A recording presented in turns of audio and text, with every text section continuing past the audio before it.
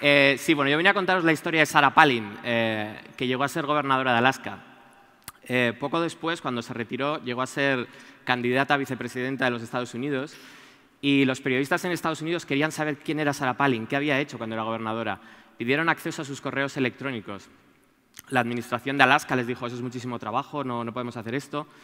Luego, además, se comprobó que Sarah había utilizado cuentas de correo personales para tratar temas del Estado y los periodistas dijeron, no es mi problema, busca en los buzones de los funcionarios a los que les mandó el correo y busca esos correos. Yo quiero tener acceso a ellos. La administración dijo que era mucho trabajo, que iba a costar mucho dinero, los periodistas insistieron y un año después de pagar $700 en fotocopias, cada medio de comunicación que había pedido los correos los recibió. Recibió cajas y cajas con 24.000 folios con los correos impresos y redactados de Sarah Palin. Semanas después, la Sunlight Foundation, una organización sin ánimo de lucro americana, escaneó todos estos correos y creó una página web con una interfaz similar al de Gmail, donde cualquier persona podía entrar y leer los correos de Sarah Palin como si fuera Sarah Palin. ¿Os imagináis esto en España?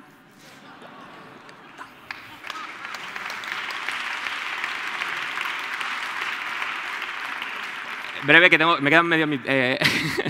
Esto no es política ficción. Esto, como dicen en la tele, está pasando.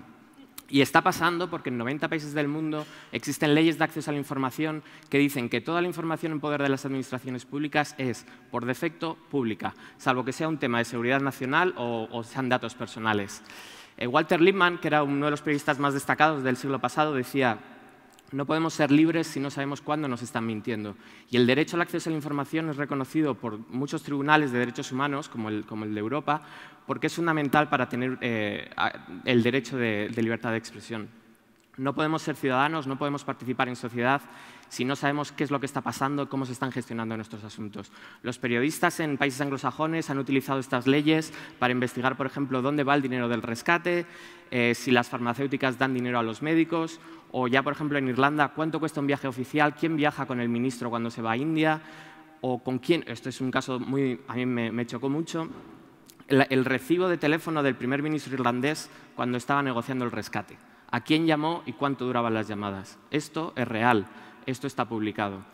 En Inglaterra hubo un gran escándalo con las dietas de los diputados, se descubrió que cargaban gastos de su segunda casa, uno había gastado dinero en la casa del pato de su casa de verano, hubo 14 dimisiones, mucha gente no se volvió a presentar en las elecciones, 4 diputados y 2 lores fueron a la cárcel.